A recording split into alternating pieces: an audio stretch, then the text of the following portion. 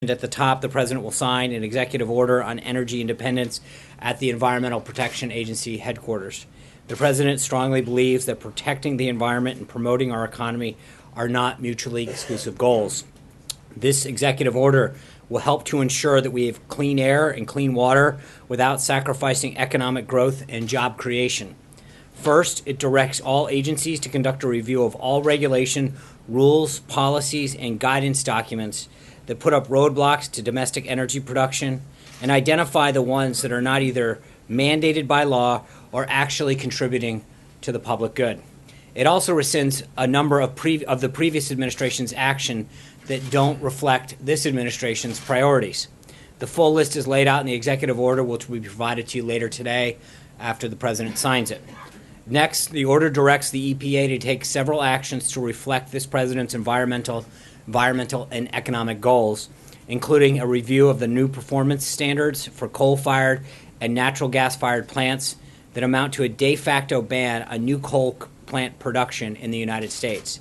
This is great news for states like Wyoming, West Virginia, Kentucky, Pennsylvania, and others. Finally, the order establishes a directive for agencies to use the best available science and economics in their regulatory analysis moving forward. For too long, the federal government has acted like a barrier to energy independence and innovation. By reducing unnecessary regulatory obstacles, we'll free up American energy companies to responsibly use our vast energy resources, protecting the environment while creating well-paying jobs throughout the country. American electricity producers have already done an amazing job of adapting and utilizing new technologies to deliver clean power to the United States. Under President Trump, the federal government is going to acknowledge that progress and adjust its priorities accordingly. Moving on, later this afternoon, the president will meet with Secretary of State Tillerson and Secretary of Homeland Security Kelly. And this evening, the president and the First Lady will host a reception here in the White House for senators and their spouses. This will be the first time that President Trump has invited all current senators to the White House, and he looks forward to this opportunity, as well as to speak with some of the senators about the places where they can come together and make this country better. One of those places that he hopes to find common ground with Senate Democrats here tonight is the confirmation of Judge Neil Gorsuch to the Supreme Court. Yesterday, many Senate Democrats began declaring support for Senate Minority Leader Chuck Schumer's partisan filibuster of Judge Gorsuch. And as I've said, if these senators get their way, this will be the first successful filibuster of a nominee to join the Supreme Court. Leading Democrats have lamented these tactics as recently as last year. Senator Schumer, in fact, wrote last year in an op-ed in the New York Daily News, and I quote, "At a time when Americans want to move forward, the last thing is a new recipe for gridlock at the Supreme Court." Democrat nominee Hillary Clinton said of the Supreme Court confirmation progress, quote, "It should not be an exercise in political brinksmanship and partisan posturing, and that nominees deserve a, quote, full and fair hearing followed by a vote." Senator Claire McCaskill of Missouri tweeted, "The Constitution says the Senate shall advise and consent, and that means having an up or down vote." So who are Senate Democrats going to enact this on an extraordinary lengths to block? It's an individual, frankly, who their body, including Senator Schumer, unanimously confirmed for a seat on the 10th Circuit not too long ago. This is a judge who received a unanimous, well-qualified rating by the American Bar Association, was a Harvard Law graduate who received the Edward J. Randolph Award for outstanding service at the Department of Justice. So it can't be their qualifications they're taking issue with. Judge Gorsuch isn't, frankly, a mainstream judge. Here are some figures and stats to point that out. Number one, in 98% of the cases in which he issued the opinion, he received the unanimous support of all of his colleagues. Second, in divided cases over the last 5 years involving both Republican and Democrat-appointed judges, Judge Gorsuch sided with the Democrat-appointed judge 1 in 3 times. When the shoe was on the other foot, when a Supreme Court nominee for a Democratic president went through the confirmation hearings and meetings with senators from both parties, neither Justices Kagan nor Sotomayor faced an attempted Senate filibuster. Both received Republican votes in support of their confirmation. In fact, during the Kagan nomination on the Senate floor, when Senator Harry Reid planned to file a cloture motion to bring Kagan to a vote, it was then Senator and now current Attorney General Jeff Sessions who stopped him and said, quote, "I have a high standard before I would attempt to block an up or down vote," and asked Senator Reid to proceed with a vote without the need for overcoming a Republican filibuster. Judge Gorsuch had met with most of the Senate Democratic caucus. He has gone through days of hearings and answered probing questions. He is eminently qualified and deserves the deference and consideration from the minority Senate Democrats that President Obama's selection were given once they had gone through the confirmation process. A few things I want to highlight. Last night, the president announced his intent to nominate Makan Delrahim to serve as Assistant Attorney General of the Antitrust Division at the Department of Justice. And this morning, we announced the president's declaration that a major disaster exists in the state of Nevada and ordered federal assistance to supplement recovery efforts in the areas affected by severe storms, flooding, and mudslides this past February. And finally, this morning, the president was pleased to see that Ford announced $1.2 billion investment in 3 manufacturing facilities in Michigan just 2 weeks after automobile executives came to the White House and met with the president. This adds to the growing wave of positive news, jobs news under the president, and continued investment from Charter Communications, his approval of the permit for Keystone XL pipeline on Friday. In addition, Energy Transfer Partners reported Monday that the Dakota Access Pipeline has been filled with oil as they enter the final stages of preparation that will finally put this into service. According to data released by the Conference Board, in March, consumer confidence, quote, soared to its highest level in 16 years.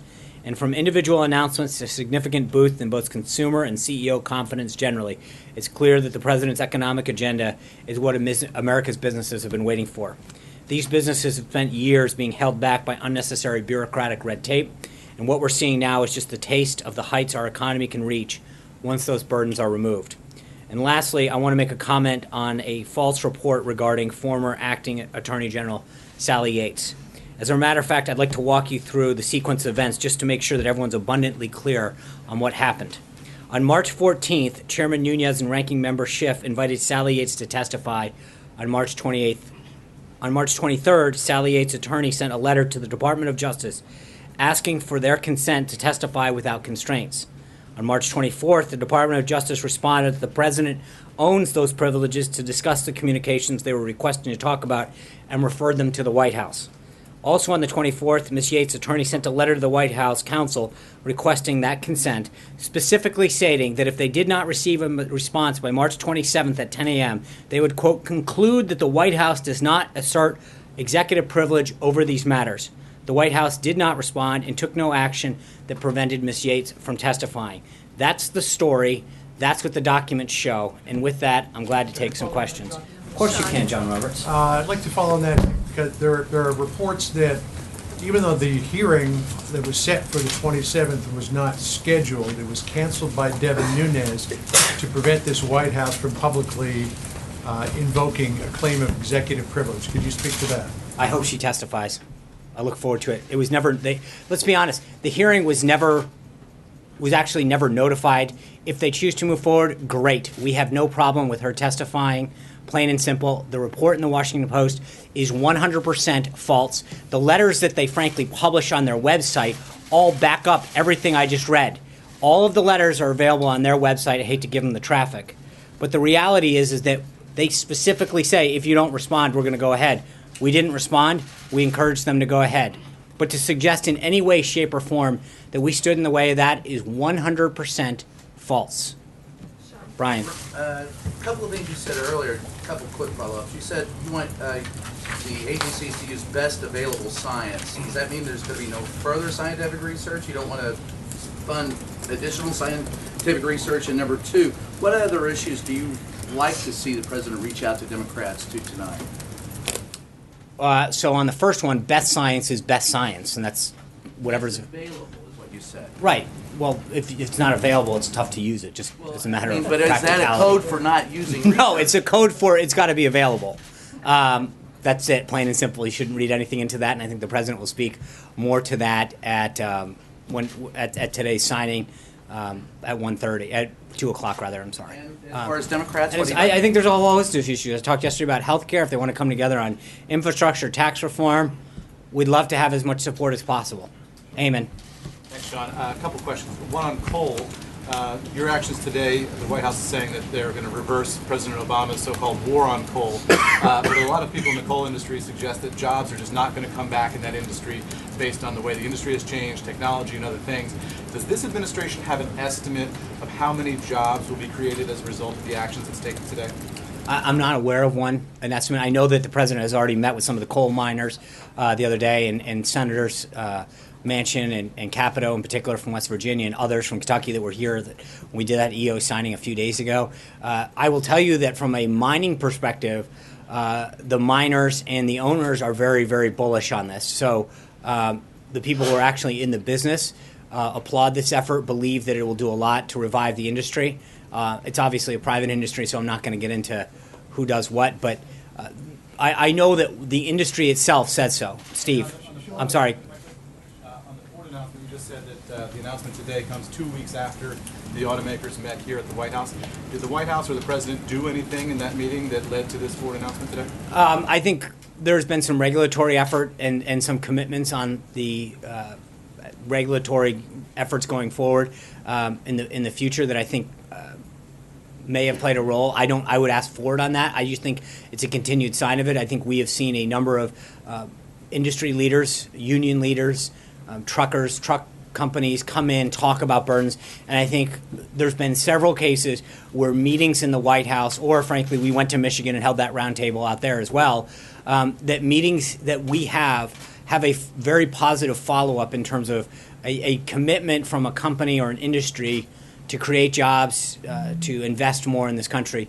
But in each of these cases, should the White House then get political credit for this announcement today? I'll leave it up to Ford to make that determination. I think that we're obviously pleased with more Americans getting jobs throughout various sectors, and I think that we'll continue, and the president has made it very clear that he continues to fight to bring back jobs and manufacturing here to the country. Steve. Sean, as you begin looking seriously at tax reform, could you just go through what is the president's bottom line? Does it need to have middle-class tax relief, corporate tax relief? Can you do it comprehensively or piecemeal? Do you add infrastructure spending to it somehow? How are you looking at this? So on the first two, those are both key components. The middle-class individual tax piece of it, and then the corporate rate has to come down. I think those are guiding principles that the president has laid out. As far as how the process works, there are, I think, and I don't want to get ahead of the folks in the legislative affairs or the guys on Capitol Hill, but I would suggest to you that there's a prevailing attitude out there that the FY18 reconciliation is probably the most likely vehicle to move some of this. Again, what we want to do is keep a lot of options on the table in terms of, do we put infrastructure in? Is there another vehicle to drive that? But part of gathering folks together now from Capitol Hill, from industry, from groups, is to begin that discussion, to talk about what needs to go in, what the way forward is. And so that conversation has begun, and it's continuing. And when do you think you'll have some recommendations to take to the president? Well, internally, the team has been talking to him for a while. I think there's a bigger discussion that has to happen as we branch out with outside groups, industry, members of Capitol Hill, et cetera, that start to formulate some additional listening that needs to happen on this. And again, I think part of it is there's a legislative strategy that needs to tie into this. Blake. Is the White House currently involved in any renegotiations of the health care bill? And if so, in what manner? Staff has met with individuals and listened to them. So I don't know how detailed you want to. I mean, have we had some discussions and listened to ideas? Yes. Are we actively planning an immediate strategy? Not at this time. I think there is a discussion that began, as I mentioned yesterday, of a lot of individuals on both sides of the aisle reaching out to both the president and key staff members to share ideas and additional ways forward. So there has been a discussion, and I believe there will be several more. And what would you say to the folks who have a genuine concern that if you could not get health care done, how do you go about getting big ticket items like tax reform and infrastructure done? People say if you can't get one, how are you going to do the next? What would you say to that concern? Well, again, I think as I mean, we're going to build a coalition for this. I think each of them have different constituencies, and I think we're going to work with members of both sides of the aisle on both of those big ticket issues to see where we can find agreement and move forward. But I don't want to prejudge the outcome at this point, John. Yeah, thank you, Sean. Oh. We'll do both. All right. Let him first. I'll stick with the row and then I'll go to Matt. So straight up. Sorry, Francesca. Okay. John Gizzi. All right. Then Thank you, Francesca, Sean. then John, then Matt. We'll just lucky day. Thank you, Sean. Just as a follow-up question on Blake's, did the president himself have any discussions with Speaker Ryan or Leader McCarthy or anyone over the weekend about health care and making an actual vote on the American Health Care Act? And one got the impression from Speaker Ryan today that he was going to try to pass this with Republican votes, which would contradict some of your statements about reaching out to Democrats all along. Has any of this come up with discussions between each side of Pennsylvania Avenue? So I think I talked yesterday. They have spoken a few times about different strategies, different ideas, different policy aspects to the bill. Absolutely. At least on a number of, at least 2, maybe 3 times they've spoken. And I know several of our staff members have also engaged in discussions again to talk about potential ways forward. So that those conversations have occurred. I think that's what I mentioned to Blake. I mentioned some of it yesterday. And if we can find a way forward, we'll do it. But look, I don't think, just so we're clear, John, to your question, I'm not saying we've picked a strategy, we're going to go with this group or that group. I think the president several people reached out and expressed an interest. And the president's view is that he's willing to listen to them and hear what their ideas are. And, you know, I made a comment yesterday that was, that just so we're clear, we have, let's call it, 205, 207, somewhere in there, votes, right? Maybe 210, depending on what it is. The point that I made yesterday is to get to 216, to get to 218, depending on the day of the week, there are certain things that people want that would take what I think the president views as a very good bill that weren't worth doing it because they would make the deal bad. And so the question is, can we add the additional votes in ways that enhance the bill or bring people over that have been previous skeptics? But there's a way in which people are saying, hey, if you bring me on board with these 5 provisions, then I'm on board, in which either A, take people off the bill, or don't make it as strong and make it a bad deal. And I think that's the balancing act that has to happen. One is, can you add additional folks on without pushing additional folks off? And 2 is that in what you have to add to the bill, does it make it stronger or does it not? Because I think there are suggestions by some out there that have said, we're willing to come along to the bill, but in doing so, it would make it a bad deal. And that's an important aspect. It's how do you take whatever that number is that we have now and get it up to 216 to pass without losing people and or making it a bad deal. So hold on, And you Glenn. have I've already done with Republican votes, not Democrats. however we get there, John. Francesca. Thank you, Sean. Yesterday, you weren't able to tell us very much about Congressman Nunes' visit to the White House or to the White House grounds to view classified information last week. A Democrat on the committee today said that the White House would have known that he was here. The same Democrat also said that it looked like a criminal cover-up to him. My question to you is, have you learned any more information since we had this conversation yesterday about how he would have even gotten in and how he would have gotten cleared? And do you think that Congressman Nunes should recuse himself from being in charge of the Russia investigation at this point? Well, number one, on the latter part of that, it's not up to me. He's a member of the House. He's appointed by the Speaker. That is entirely up to the Speaker and the membership of the House of Representatives. We're not going to start commenting on that kind of stuff. I do think that he is running an investigation, which we asked for. And I think the thing that's important to note is there's somewhat of a double standard when it comes to classified information. When leaks are made illegally to the press, and you all report them, the coverage focuses almost entirely on the substance of the allegation and that are part of an illegal leak, not on the illegal nature of the disclosure, the identity of the leaks, or their agenda. But when the information that is occurring now, which is 2 individuals who are properly cleared, or 3, or whoever he met with, I don't know, that they are sharing stuff that is entirely legal with the appropriate clearances, and then there's an obsession on the process. And it's sort of it's a backwards way that when you all report on stuff with sources that are illegally leaking classified information, that's appropriate and fine. No one questions that, the substance of the material. When two individuals or however many are engaged in this process have a discussion that is 100% legal and appropriate and cleared, suddenly the obsession becomes about the process and not the substance. And I think that it is somewhat reckless in how the conversation over classified information is discussed while sort of attempting to press a false narrative that exists. So while it is completely appropriate to share classified information with individuals who are cleared, it is clearly not the case to do that when it is illegally leaked out. And I think that's sort of the irony of how this whole conversation has gone. John. Thanks a lot, Sean. Just following up on your statement in regards to the Washington Post story that you say is false. The White House counsel office ever consider invoking privilege as it relates to Sally Yates testifying before this congressional committee? No.